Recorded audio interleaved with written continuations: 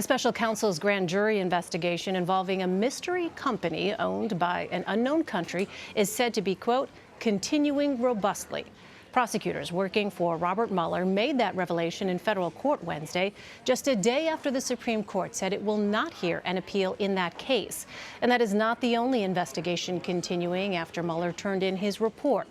Prosecutors in the Southern District of New York are also looking into President Trump's business dealings, campaign finances, and inauguration.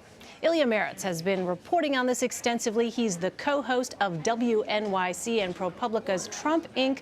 podcast. I highly recommend it. It is must listen. Ilya, thanks so much for being here. Oh, sure. So why are prosecutors in the Southern District of New York so interested in the president's inaugural committee?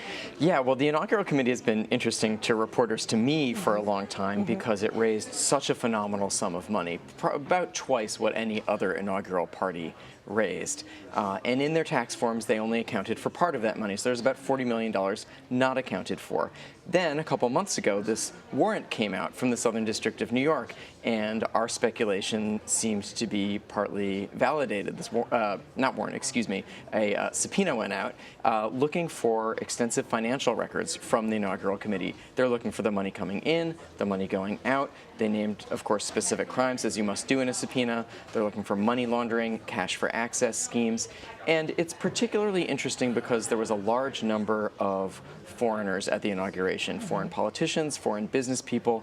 Of course, that always happens to some degree at every presidential swearing in, but it was they were in prominent seats, in prominent positions, at all of the balls, and it got noticed. So that's what prosecutors are looking at right now. That begat a bunch of other subpoenas now from the District of Columbia, from New Jersey, so that's starting to all roll out as we speak. So we know that the president's former personal attorney and fixer, Michael Cohen, someone you all did a fascinating podcast on to look at sort of his early years. Michael Cohen, he's still cooperating with investigators there. What more do they want to know from him, and how much of a concern is that for the president? Yeah, you know, I think this was probably the biggest headline, although people maybe didn't treat it that way, at the Michael Cohen testimony at the end of last month, where he was asked about his cooperation with the Southern District, and he said he's in communication with them constantly. In fact, some of the only questions he refused to answer had to do with that ongoing investigation. He talked a little bit about the hush money payments, and then he sort of didn't say that much.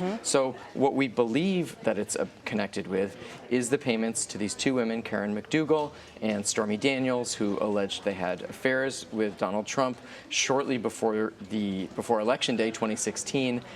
They got different kinds of deals and did not talk about it, so the American voters didn't find out about it. That's one reason that Michael Cohen is going to jail. And the interesting question now is what happens with individual one, the President of the United States. He is mentioned in those court filings. He was mentioned in Michael Cohen's allocution, his guilty pleading in court. And now a very big unanswered question is, where does the Southern District investigation go? Because it is apparently still active, and yet Justice Department guidelines say that a sitting president can't be charged with a crime. So your reporting on the Trump Inaugural Committee has taken a look at the many roles of a man named Tom Barrack. He was the chair of the Inaugural Committee. What more have you learned about him?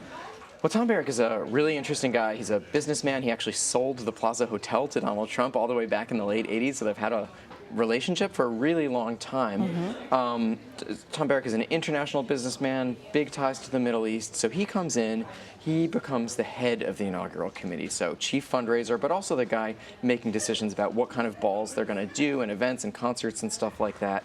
And the question that we had always was, well, what's in it for him? He's somebody who was mentioned as a possible Treasury Secretary, so why would he want to be a party planner? And he even sometimes said, I'm a glorified party planner. Right. He joked about that. He's a modest guy in some ways.